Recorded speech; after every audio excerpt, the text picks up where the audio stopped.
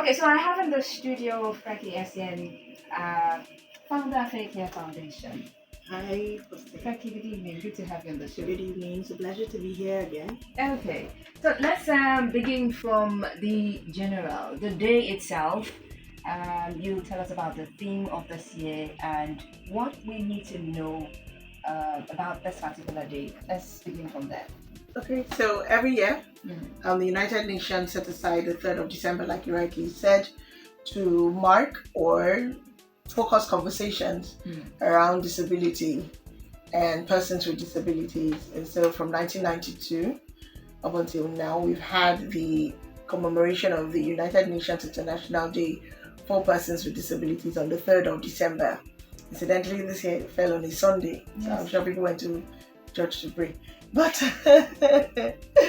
and as it were, every year a theme is released to guide conversations.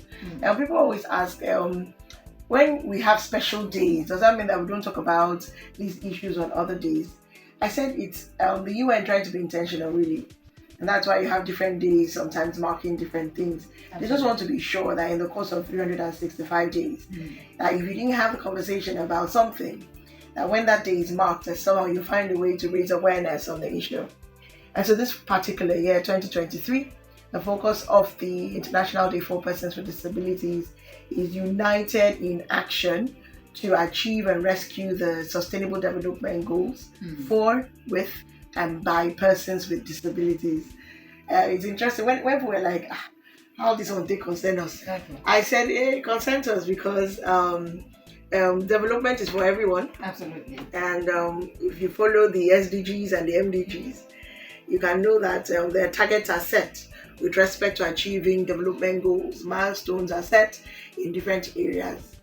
And it's interesting because they said for, with, and by persons with disabilities. And it's actually very instructive because when the Millennium Development Goals were, set to be achieved, a lot of consultation was not done to make it inclusive. Okay. So when the roundtable conversations and consultations were being held at UN level, they were sure to invite different core groups so that the different goals would be able to at least speak to different categories of persons. So the SDGs were one of the first set of development goals that was intentional about inclusion. When I mean intentional is that it mentions issues around disabilities. There's 17 of them, and all of them speak to persons with disabilities. Of course, we cannot speak to all of them, but in the course of the conversation, if you would, we could pick up some and just hit on them and speak to how, it's important to unite in action, to rescue. And you hear that word rescue is because the SDGs are targeted for 2030. And here we are in 2023, rounding up singing Christmas carols. Already. So we have 6 years to go. I know there will be another one, but let me not preempt myself. You know how we love to shift goalposts. Yeah, we're going to do that goes. But at least I think conversations are being drawn to ensure that everyone, as much as possible, is carried along. So if you hear a lot of the things that happened in the course of international days, they centered around SDGs or recovery from COVID and things like that. Relevant and topical issues. So for persons with disabilities, I think we're trying to put ourselves back in the conversation because there's something about this SDGs and it's nothing about us without us or no one left behind, and that includes persons with disabilities. So in focusing the conversations and why it's important for us in Nigeria is because of course we're a state party to the UN. So everything that they say or do, and we like signing off on, we should try to, live it up. So this is more like a reminder and an awareness that whether you're doing SDG 1 that speaks about zero hunger, or you're jumping to issues of health in SDG 3, which speaks about health, or SDG 4, which is about education. And let me stay a bit on that. Education. All right. Inclusive education is one thing that I've seen, especially in states as well, that we kind of leave for the private sector. The public sector is trying, but they're not there at all. Instead, there's a lot of focus on special schools. But when we come to interventions, when it comes to disability, we must remember that special schools are good, but in its entirety, they're not enough.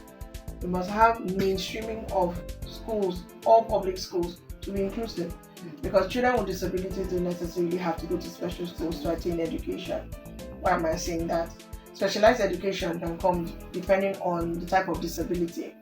So if a person has sensory impairments, maybe visuals and the ears, we know that we have to do adapted technology for the person to learn. So the person with visual impairment will probably have to use Braille, learn to use Braille.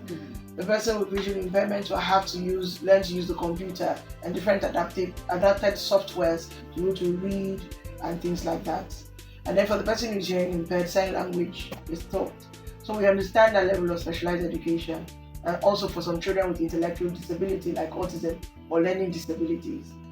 But we must also understand that mainstreaming means that your public school, you have the curriculum that is inclusive so that any child can participate and they don't need to be in a special school.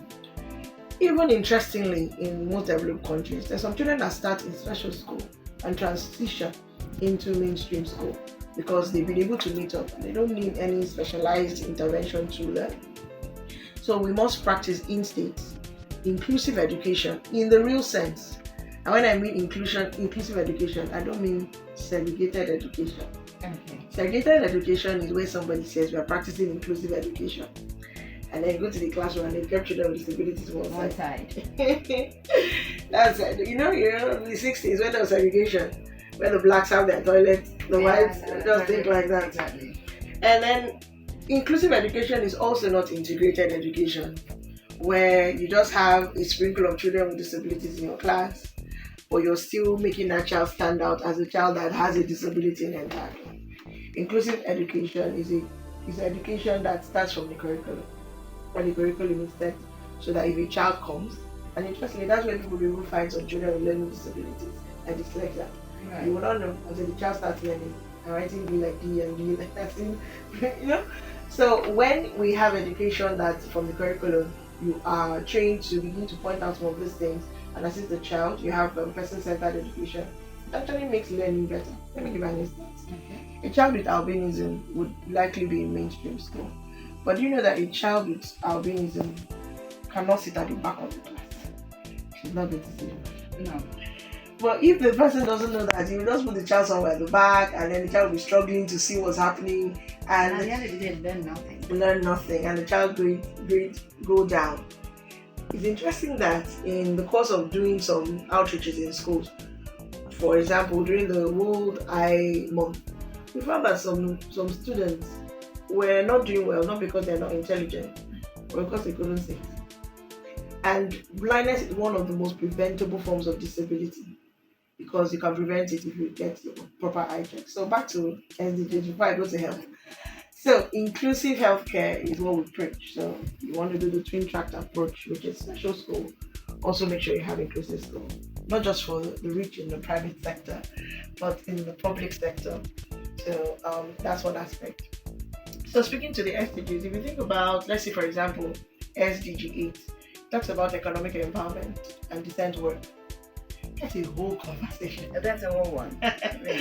Because we've seen where persons with disabilities are discriminated against because of work. You know, a person is offering employment, the person sees you and already writes you off because you have a disability, as opposed to allowing you to be on merit with other people. And the Disability Act talks about the 5% quota.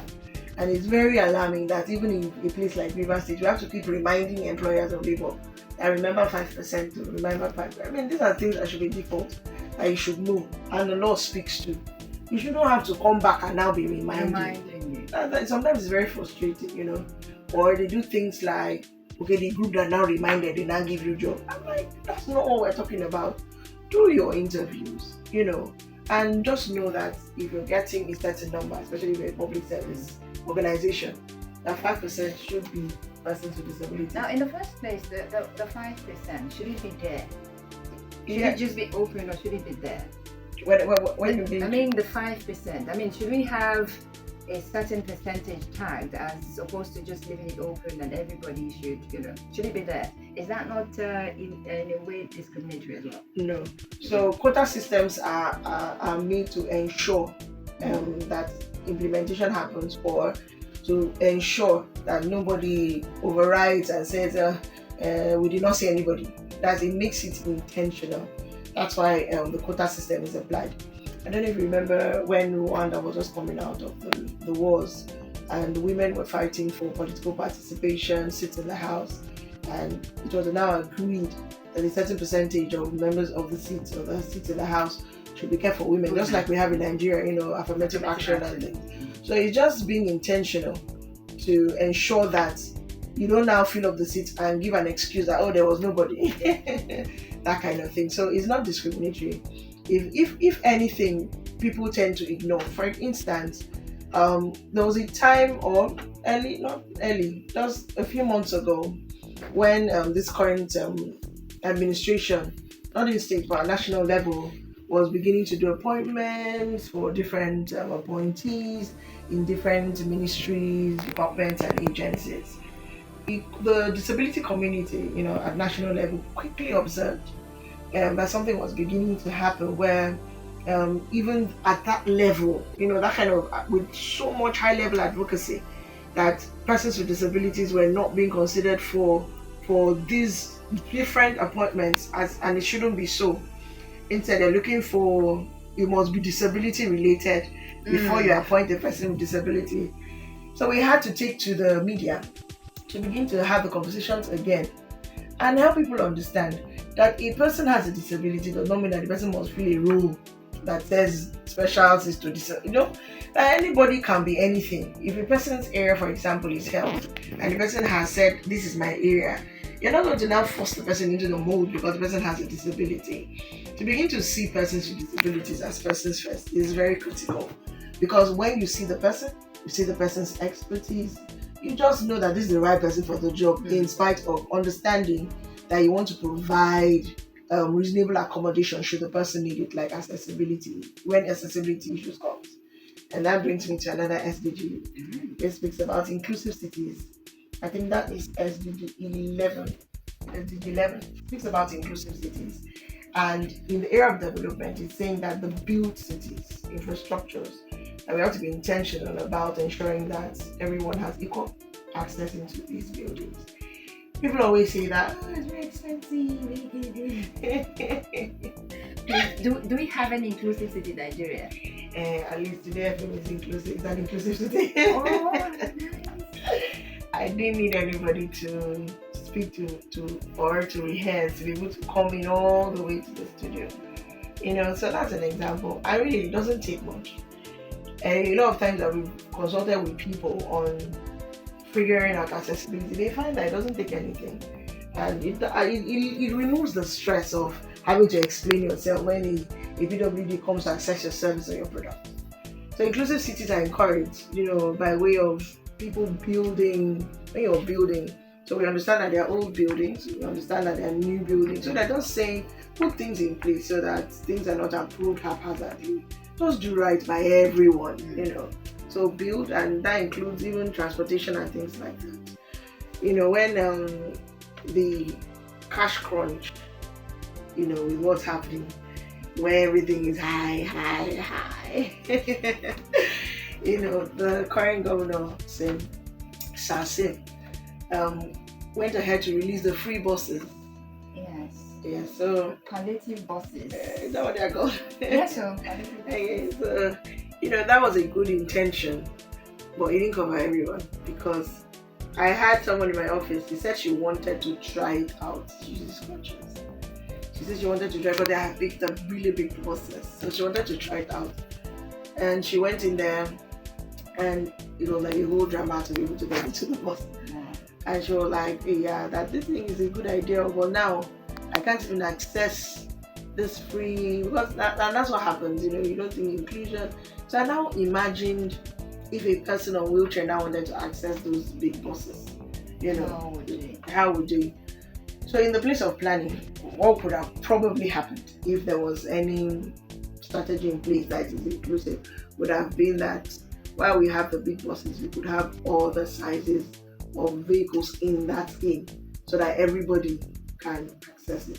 Simple things that go a long way to help other people. I'm actually glad that this topic came up, because it allows us to speak to some specific Exactly, areas and I'm like glad that. that you're here, to enlighten whomever is listening because it's really very important. For some people, they could just feign ignorance for doing certain things. And so, with the enlightenment, with their right awareness, I mean, they'll be able to learn and see how they can have a change of attitude. Now, you just talked about the inclusive city. Now, it would mean that before, any project is constructed or carried out, there should be this um, what's it called now? Need assessment. I mean, just bring everyone who has to be reached onto the table to talk about the issue. So we want to construct this project, we want to put up this project. How can we have everyone benefits from the project? So that would mean that from the beginning of the project, Yes.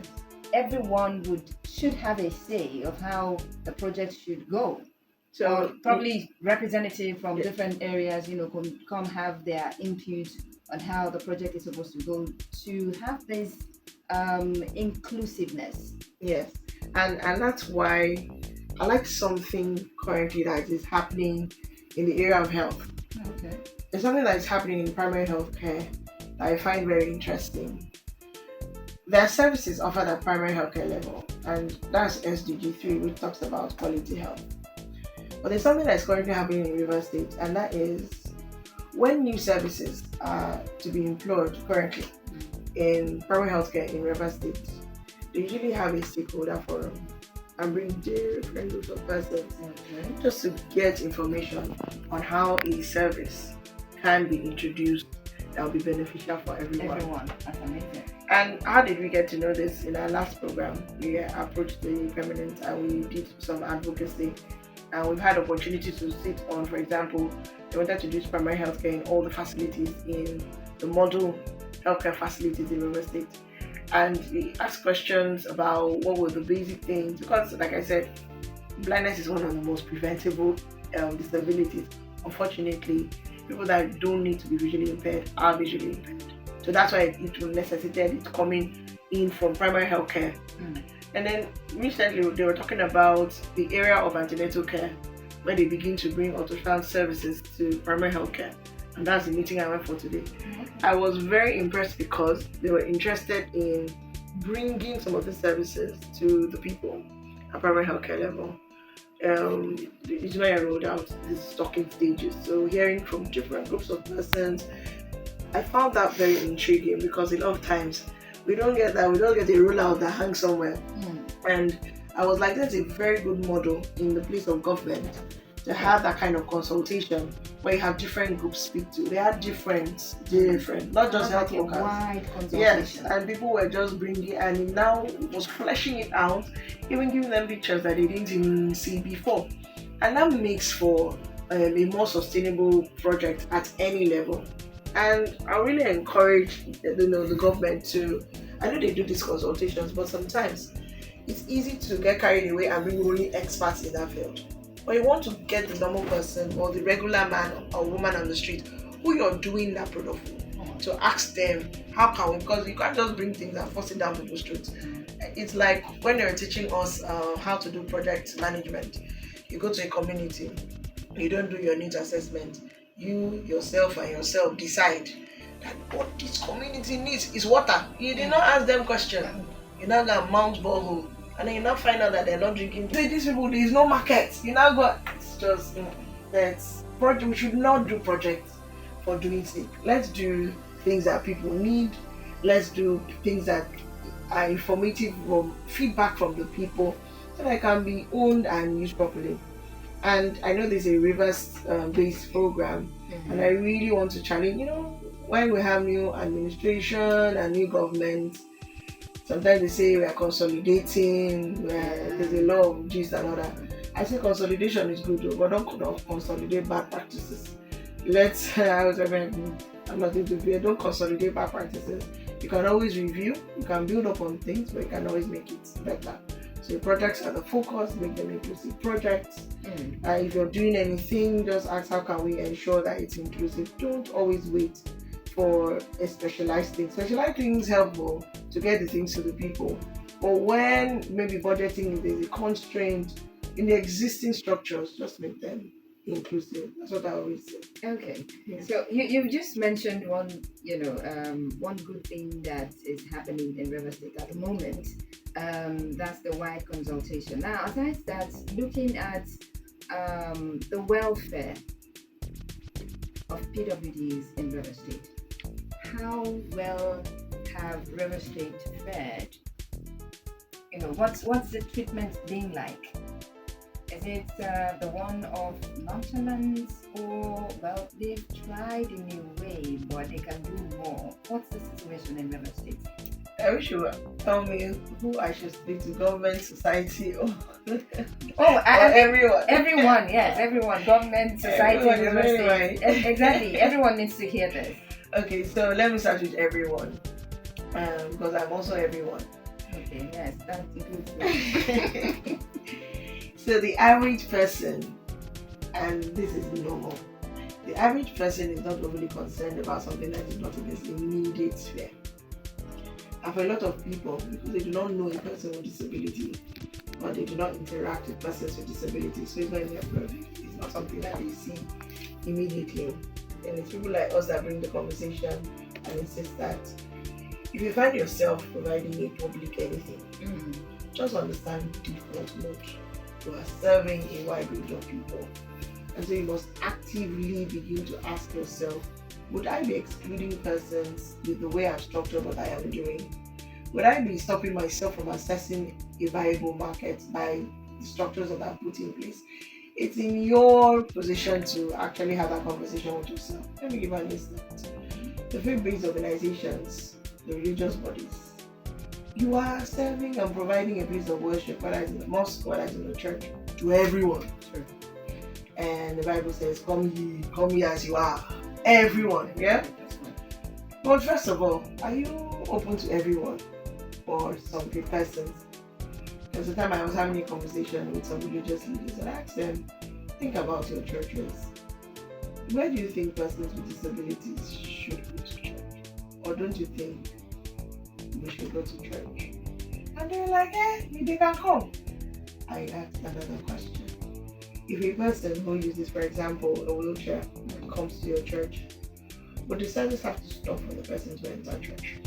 Or the person can enter church like everybody else, quietly, silently find a seat and fellowship? Or would the whole team of ushers, there may be protocol, maybe the volunteers are parking cars, come and have to use this person? It sounded funny, but it got them thinking. I said, okay, fine, maybe your church is accessible. Have you seen where a person with disability wants to maybe be a worker and then the person can access your altar? Have you thought about things like that? Food for thought. Yes, it is. You serve the public, you think far, it's your responsibility. And I'm glad that they listened because you could see the wheels in their head turning all of a sudden. That some of them were not doing too well. They didn't think that it was necessary. I told them it's absolutely necessary. And the last part of the conversation was I told them, what do you think the primary reason for a person with disability coming to your place of worship? What do you think it is? They were very quick, healing. I said, no, sir. It's the same reason why people come to church. It's for communion and for fellowship. That's the first thing. And I have to encourage them not to deprive this major community, because most people with disability, they don't church because the stress is too much. Once they get to church, they become the topic of conversation, so they dodge it. So that was a nice conversation to have with that group. So the society, since you don't know a person, they don't see a person, so you don't think that is something that should happen. It's as bad as air travel. I go to when I want to travel in country and someone is saying, why are you traveling alone? I'm like, and like, help me understand your reasoning, please. Why can't I travel? You just tell me why. You cannot. And then I'll now start a whole series of education of the difference between medical travel and a person with disability traveling for her business to raise funds and maintain this life. A whole conversation. fact, that's one day I'll come and talk about my air travel experiences. Okay. They have not been good, but I will still travel and keep traveling. You can't give me. You want to give me salary forever? No. I can't. I have to go different places. Absolutely. So it's interesting. So my point is this: it's easy to lose sight. I mean, I didn't have a disability till university from an accident, so I know how it is not to even know what's happening in that space because I didn't know what was happening in that space. In fact, my initial interaction was when my friend said she was very excited. She was learning sign language, and I was like, "What's that? What's that? What's happening?" And she said, "No, that their congregation they want to start deafs. They want to have a session for persons who are hearing impaired deaf." I was like, "Huh?" And she said, "No, she wants to go." And she was so excited about learning sign language. That's my first early memory of somebody without a disability inserting herself into that world. So when I now had this disability, all of a sudden I began to see what people don't see because I can't just get up and go. So I have to plan and ask questions. Is it upstairs? Is it downstairs? And things like that. You have a wedding to attend. You now start calling please the reception alpha. Is it the upstairs hall or the downstairs hall? Things like that. Going to likely engage. I mean, the fact that we have to do advocacy to get parking space in a major shopping mall that knows that if they were having that same mall in another country that they won't dare is interesting to me. And then in Nigerian mentality, you now go, they have the reserved parking space, but the private security now decides that it's for jeeps and Oimo. Jeeps and Oimo. Oh gosh. I remember when I went to, I just came, the whole place was full. I asked myself, I had an internal conversation. Should I just go and park somewhere else? Or do I just insist on something today? My spirit said insist. I said beautiful. So the cars were all parked and they were jeeps. I said jeeps. I said, you guys in jeep parking space because they cannot park on track. So they now parked. So I just parked my car behind. Very strategically that no one could come out until I came out. And I entered into and I went to do my shopping. And then I started hearing my car number being announced. And one man came to me and said, "That's your car, right?" I said yes. He said, "Don't go anywhere." Wow. He was also shopping. Had a backup. He said, "Don't go anywhere." I said, "Are you telling me?" So when I finished and I went out, immediately the person, you know how you want to, immediately the person saw me. You could see the because it's boldly written there, the realization of what he entered his car quietly and waited for me to unload. And there was because he was just like, when somebody's filming waiting, maybe the man now came, he was maybe about to accost the person following me. Then now saw that it's me that is entering the driver. It was like cold water. And then I entered and now left. And then of course the security they automatically understood what I have been saying since. I said just keep one space. You never know who is coming. Don't say they don't come out. It's kept there strategically because the parking spaces can be really big. If it's too far, it's really difficult for the person to walk or wheel down. There's a reason for these things, and I'm glad that so far we've not had that interaction anymore. So these are, and this is inside River State. So these are instances, that you see of when the law is even done, the average person is not even understanding why it should happen. Like, why do they come out? So another thing I'd like to say is still society, and I want to go to a very sensitive group of persons, children with disabilities. I think I'm saddened when I keep seeing family members lock up their children with disabilities because they want to protect them. I understand that. I don't think you're helping that child. I'm not certain. If you hear the stories of most persons today that are doing well in our country, that are persons with disabilities, I mean different types, when you hear the family support, there's no one that had the story where they were locking them up. No one. Most of them, all of them that have risen above and beyond and are doing amazing things. they had that family support that pushed them out of their comfort zone. I have a girl or a lady, she's an advocate. She has cerebral palsy, one of the worst kinds, meaning she can't write to save her life, she's shaky, everything. But she said, the way her late mom raised them, as they're going for birthday, oh yeah, I'll carry your sister for birthday party. If they're going, oh yeah, so even she didn't even realize that she was any different until children started pointing out to her so she now had to go back and ask her mom, is she different from other children? No one has said no, you are special, but allowed her to just be with other people. And today she's doing very well. She works, in a school that offers still with children with CP, and she's a graduate and all that, because it should have been more comfortable. Because she hardly works. It would have been so comfortable to leave her in the house. But mom said no. They are going out to go, yeah, carry your sister. That kind of thing. So she got used to it. So I really encourage, don't lock your child in. Don't say Monday to Friday they will go to special school. Then Saturday to Sunday they're locked inside. That's another variation. Just allow your child to experience the world as it were.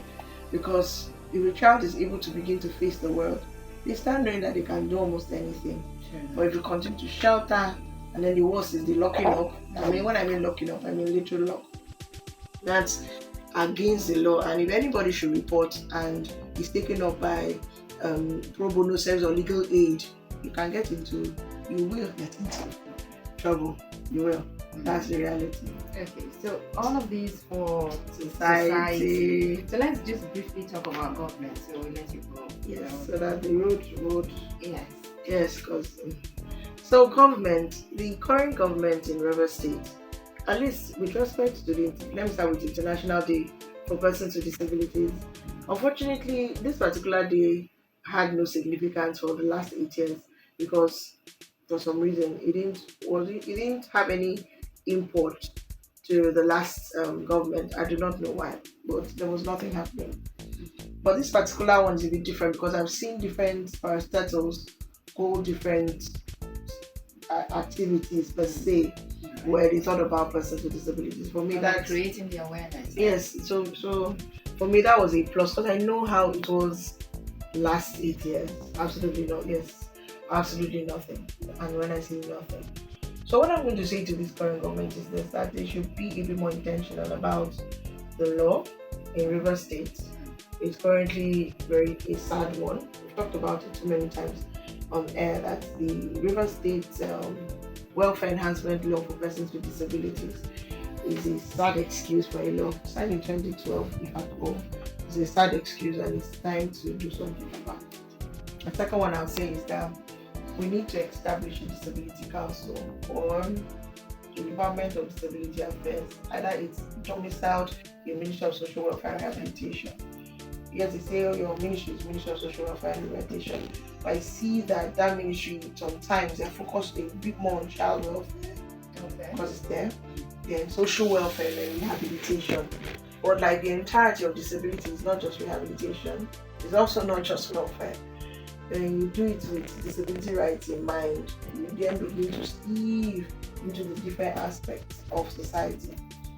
So I think it's important because it will help the government to, as in if they're doing any program and they're not exactly sure of how they can be inclusive, they can defer to the office and ask them how can we ensure that this is this. It's actually seamless. So it's something that they should consider. And then it will also help us to begin to know who are the persons with disabilities in River State and be able to plan. Because numbers help you plan, the numbers help you to budget. You see the numbers. Knowing the numbers has been a problem for even the country. Yes, but we can do something about it. We can start from somewhere. Yes. Some states actually do stuff like that. Lagos State is really good with disability issues. They have a great office, even though they themselves will say that they're not doing well, but they tried. Considering. There's always room for improvement. Yes. So I think that's one thing that can be considered. The second thing is please put the right people there. I'm on my knees. Because one thing to have the office, and then it's an entirely different thing to have the right constituency represented in that office.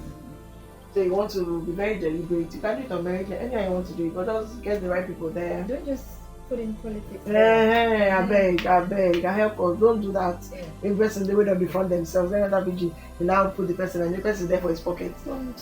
So let's have the council formed, the job descriptions clear, their targets clear, the tenure clear, because that's another thing. Someone now want to be there forever. So those kind of things. I think it will help the governance to be inclusive. And our governor has just let's just say it has just started, even though it didn't just start. But there's room for a lot of improvement. And if he's able to do some of these very small things, I think that he'll just find that very easily, without struggle, everything he tends to do will have that element of inclusion. We will just begin to notice that this is an inclusive governor. They will just notice it. Because all of a sudden, anything he's doing, there's a capture, there's a this. And I think that that would help. There's a lot that can be done, and I'm grateful for programs like this because it helps us to bring it down and make it practical for people to understand that it's not as difficult as it sounds. It just takes some integrity, some intentionality, with I think this is where I'll wrap up. I've spoken to society, I've spoken to government. I'd like to speak to the different sectors in River State.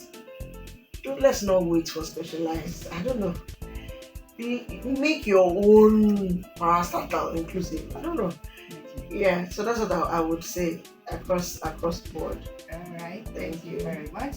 Oh, you're listening to Area Talk on today 95.1 FM. We've been talking about the International Day of Persons with Disabilities, and we're probably taking a look at how far, how well, specifically River State has been doing in terms of the well-being, in terms of catering to the needs, in terms of being inclusive of everyone in every area of life. And I've had Preki Asian, founder of Daycare Foundation, and she's been here to enlighten. I know for a certainty that you have learned a thing or two. You have. And so the next time you're going to embark on a project, please sit down, think about it, plan very well, include everyone in that plan. I mean, you're constructing that project and you're putting everybody in mind, okay? Think about it. Whatever kind of project you're embarking on, and make it inclusive, okay? Thank you very much. So I'm going to let you go at this point. Becky, thank you so much once again for coming to enlighten us on this. Thank you. Thank you so much. Thank you.